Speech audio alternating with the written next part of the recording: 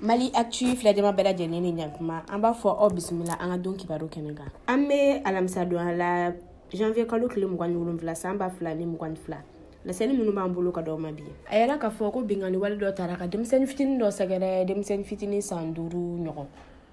Bingani wale kɔni taara ka o sɛgɛrɛ o kɔnɔna la madame le ministre Wadidje Fune Coulibaly n'ale ye ministre de la promotion de la femme de l'enfant et de la famille ale kɔni ye cɛsiri kosɛbɛ ko in na barisa a ye tagamasira kɛ ka ɲɛsin den kɔni ka maaw ma ka taga u la rassurer ka yir'u la ka fɔ nin ko in ye u bɛɛ lajɛlen kungo de wa k'ale bɛ baara sugu bɛɛ labɛn cogo min na CNT maaw yɛrɛ kɔni bɛ se ka loi dɔ voter min b'a to ni bingani wale taara ka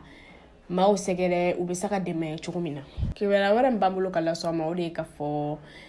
Mali kɔni jouera kunungo CAN 2021 na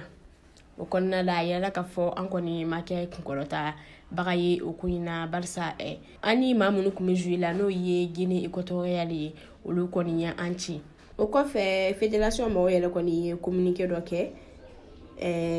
n'o b'a fɔ ma ko lettre de protestation. O communiqué in kɔni kɛra k'o lase président de la commission ma ka fara arbitre kɔni kan kɔni. O y'a yira ka fɔ ko match in kɔni kɛra kunungo wa olu yɛrɛ sɔnna ka fɔ k'olu cira barisa baarakɛla jɛlenya kan ko nka ko kɔnɔna la n'u bɛ fɛ kani kɔni tɛmɛko ɲuman kɔni fana ka tɛmɛ u ka baara kɛ jɛlenya kan u ka continuer ka baara kɛ jɛlenya kan n'an baara ka bɔ kow la. O tɛmɛnen kɔ a yirala ka fɔ commune rurale de Dugufɛ n'o bɛ barawuli cercle kɔni ye marabolo kɔnɔna la a yirala ka fɔ ko muso kɔnɔma dɔ kɔni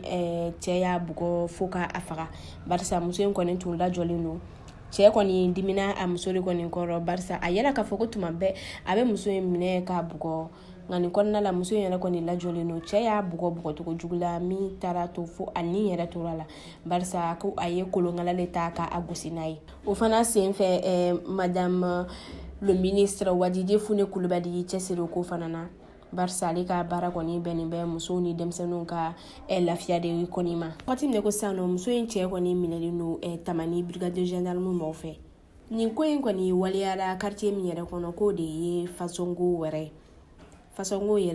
o fana bɛ Dugufɛ commune rurale kɔni fɛ Dugufɛ yɛrɛ kɔni fana bɛ barawuli fɛ. Laseli minnu kun b'an bolo ka d'aw ma bi o de ni